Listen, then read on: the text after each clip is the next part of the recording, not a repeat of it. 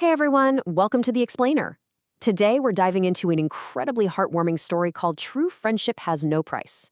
It's set right in the heart of Austin, Texas, and it's all about two 19-year-old guys who come from completely different worlds, yet find their lives crashing together in the best way possible. Okay, let's dive into this.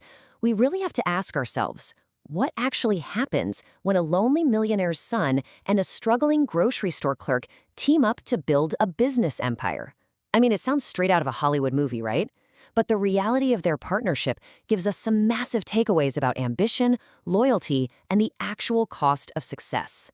Let's start from the beginning. Part 1, Two Very Different Worlds, the meeting in Austin, Texas. And this brilliantly illustrates the crazy gap between them before they even met. On one side, you've got Ryan. Wealthy family, tech CEO dad, massive modern house, drives an expensive car, but despite having literally everything money can buy, he feels totally isolated and lonely. On the exact opposite end, there's Daniel. His family is struggling. His mom works at a small local restaurant, and Daniel is grinding as a part-time grocery store clerk just to help keep the lights on.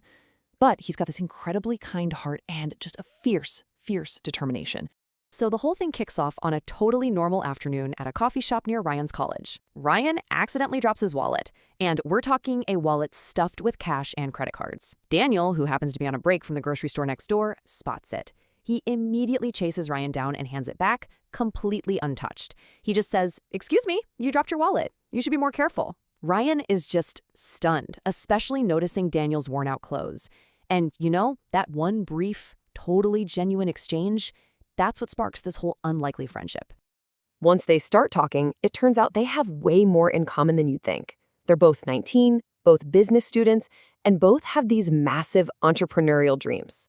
They start hanging out at college, shooting hoops, hitting the books, and they realize something cool.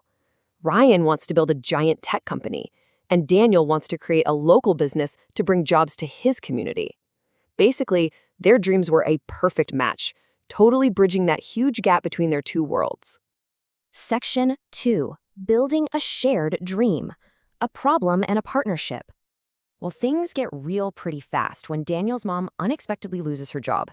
His family starts struggling hard to make rent, and Daniel is literally on the verge of dropping out of college to work full-time. Ryan sees his friend pulling away, finds out what's going on, and instantly offers to just give Daniel the cash. But Daniel pridefully, but super respectfully, shuts it down. He tells him, "No, Ryan, I appreciate your friendship, but I don't want your money. I want to become successful through my own work." By refusing to just be the rich friend's charity case, Daniel earns Ryan's absolute, unwavering respect. So, no handouts. Instead, Ryan pitches an idea. Let's build something together. They decide to mash up Ryan's tech skills with Daniel's street-level understanding of everyday customers, and they conceptualize an online platform connecting local businesses with buyers. But man, the beginning is brutal. They face these incredibly harsh rejections from investors. Some even laugh them out of the room, treating them like a couple of naive college kids who didn't know anything. But they didn't quit. They just put their heads down, dedicated themselves to learning, and kept tweaking the tech. And you know what? That relentless hustle actually pays off. Picture this. Daniel is going door to door to mom and pop shops, while Ryan is furiously coding the back end. Look at how this snowballs. First, one restaurant joins, then 5, then 20. Suddenly, boom, they've got 100 restaurants utilizing their platform. That little dorm room idea had officially morphed into a real breathing business with serious momentum. Section 3. The $1 Million Ultimatum. The Betrayal. Naturally, that kind of crazy grassroots growth catches the eye of the big fish. A major investor brings them into a boardroom and offers a massive, life-changing pile of money to scale the business into the stratosphere. But, yeah, there's a catch. A big one.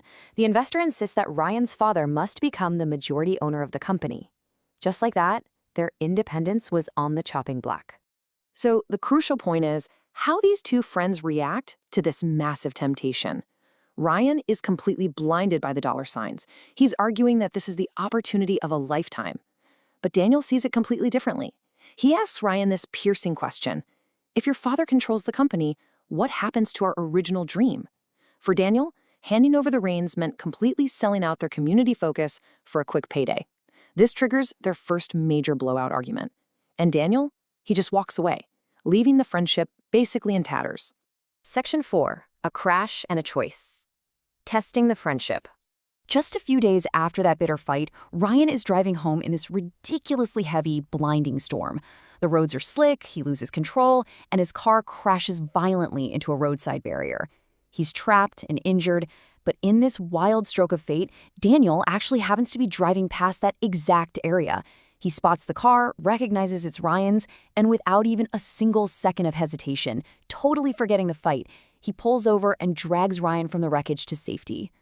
When a completely stunned Ryan asks, "Why did you come back?" Daniel simply says, "Because you're my friend." It's absolute proof that real friends don't just disappear when things get messy. In the emotional aftermath of that terrifying crash, Ryan has a massive wake-up call. He admits to Daniel that he was totally wrong to prioritize the investor's money over their bond. Right then and there, they shake hands and make a pact to reject the $1 million offer.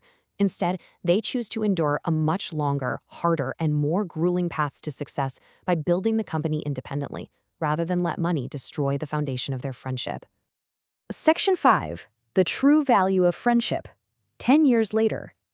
Fast forward a whole decade. Doing it the hard way? It paid off big time.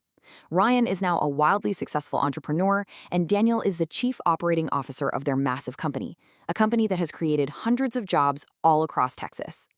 To celebrate everything they've achieved, they go back to that exact same small coffee shop where it all started. They're reminiscing about the lost wallet, and Ryan asks, "Why didn't you just take the cash back then when you had nothing?" Daniel's answer is perfect. He replies, "Because my parents taught me that your character is worth more than money."